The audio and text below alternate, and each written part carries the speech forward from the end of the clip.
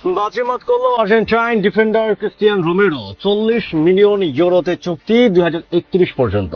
European ফুটবলের চলতি transfer উইন্ডোতে বিরাট এক মাস্টার স্ট্রোক মেরে বাজিমাত করে ফেললেন আর্জেন্টাইন বিশ্বজয়ী ডিফেন্ডার ক্রিস্টিয়ান রোমেরো। লা লিগার নতুন মৌসুম শুরুর আবহেই নিজেদের ডিফেন্স লাইনকে পৃথিবীর অন্যতম সেরা প্রাচীরে পরিণত করতে রোমেরোকে দলে ভিড়িয়ে নিল স্প্যানিশ ক্লাব আতলেতিকো মাদ্রিদ।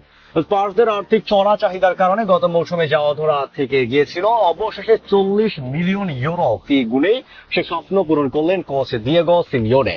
2031 সালের গ্রীষ্ম পর্যন্ত দীর্ঘমেয়াদী চুক্তিতে স্বাক্ষর করে ইউরোপের অন্যতম মোস্ট ওয়ান্টেড ডিফেন্ডার এখন মাদ্রিদের রেড অ্যান্ড হোয়াইট শিবিরের মূল শক্তি।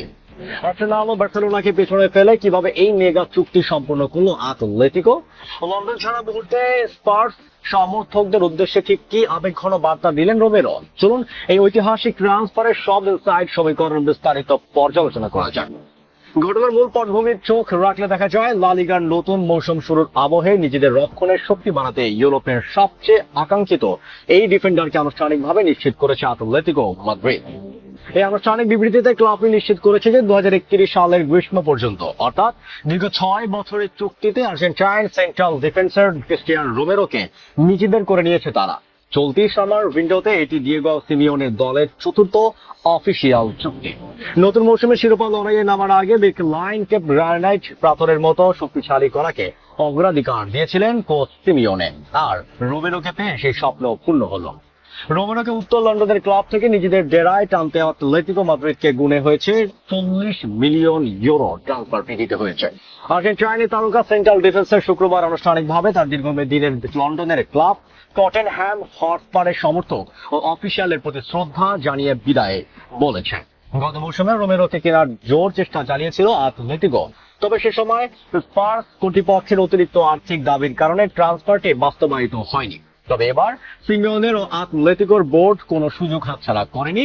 লিয়ান্দ্রো পারেদেস কিংবা রদ্রিগো ডি পলের মতো আর্জেন্টাইন জাতীয় দলের অন্যতম ট্রাম্প কার্ড ক্রিস্টিয়ান রোমেরো। ফলে তাকে পেতে কেবল আতলেতিকোতেই নয়, আছড়ে নেমেছিল বার্সেলোনা এবং ইংলিশ জায়ান্ট আর্সেনালও।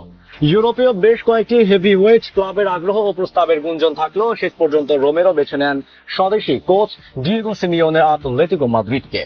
সিমিওনের আক্রমণাত্মক ও কঠোর ডিফেন্সিভ ফিলোসফির সাথে রোমেরোর এগ্রেসিভ ট্যাকলিং ও এরিয়ান অ্যাবিলিটি নিখুঁতভাবে মিলে যায়। ফলে সিমিওনের নতুন ব্যাক লাইনের মূল স্তম্ভ হতে যাচ্ছেন এই 26 বছর বয়সী আর্জেন্টাইন তারকা। যদি আমরা নিরপেক্ষ ফুটবলীয় টেকটিক্যাল দৃষ্টিকোণ থেকে ইনভেস্টিগেট করি, অ্যানালাইসিস দেখা যায় যে লা লিগায় রিয়াল মাদ্রিদ ও বার্সেলোনার আক্রমণ ভাগকে পরিহত করতে একজন বিশ্বস্ত ও অ্যাগ্রেসিভ সেন্টার ব্যাকের অভাব ছিল আতলেতিকো। কাতার বিশ্বকাপ জয়ী এই ডিফেন্ডারের অন্তর্ভুক্তি কেবল আতলেতিকোর রক্ষণকে মজবুতি করবে না, বরং লা লিগায় সিমিওনের দলকে শিরোপাকে শক্ত দাবিদার হিসাবে নতুন করে দাঁড় করাবে। টটেনহ্যাম ছেড়ে 40 মিলিয়ন ইউরোর আতলেতিকো মাদ্রিদ যোগ দেওয়ার ক্রিস্টিয়ান রোমেরোর এই সিদ্ধান্তকে আপনি কিভাবে দেখছেন? তিনি কি পারবেন সিমিওনের ডিফেন্সের আসল সেনাপতির হতে? আপনার যুক্তিযুক্ত মতামত কমেন্টে জানান। ফুটবল বিশ্বের সব গরম খবর, মেগা ট্রান্সফার, সত্য বস্তুনিষ্ঠ ইনসাইড অ্যানালাইসিস পেতে আমাদের চ্যানেলটি সাবস্ক্রাইব করে বেল আইকনটি প্রেস করুন। দেখা হচ্ছে পরের ভিডিওতে। ধন্যবাদ।